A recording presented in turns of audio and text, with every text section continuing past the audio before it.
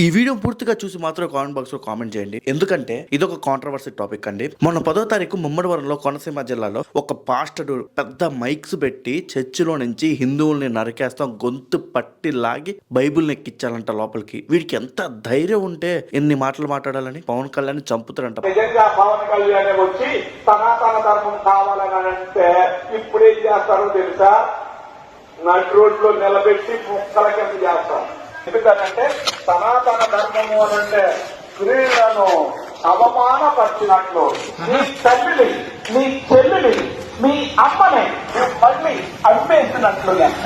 సనాతన ధర్మం గురించి ఆలోచించిన వాడి తల గొంతుగా బయటికి లాగాల. అసలు వాడు చెప్పింది ప్రతిదీ బూతే. చెప్పాలంటే నాకే అసహ్యంగా ఉంది. వాడిని ఏం చేయాలంటారు చెప్పండి? ఏ మతం చెప్పిందండి వేరే మతానికి వెళ్ళి వాడిని కన్వర్ట్ చేయమని చెప్పి? ఏ మతం చెప్పదు కూడా. అలాంటిది హిందువుల దగ్గరికి వెళ్ళి నువ్వు జీసస్ని ప్రేయర్ చేయి, జీసస్ నీకు అన్ని చేస్తాడు అని చెప్పడం ఏంటిది? మీ మతం మీరు గొప్ప, మా మతం మాకు గొప్ప.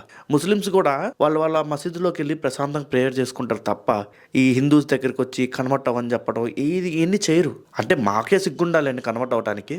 మీరు గమనించాలి లేదో, అన్ని మతాలు వచ్చి హిందూ మతం మీద పడ్డాయి కానీ హిందూ మతం ఏ మతం మేము పడలేదు. దట్ ఈస్ హిందుత్వం, దట్ ఈస్ సనాతన ధర్మం. ఈ వీడియోపై మీ అభిప్రాయాన్ని కామెంట్ బాక్స్ లో కామెంట్ చేయి. మళ్ళీ కలుద్దాం వేరే వీడియోలో.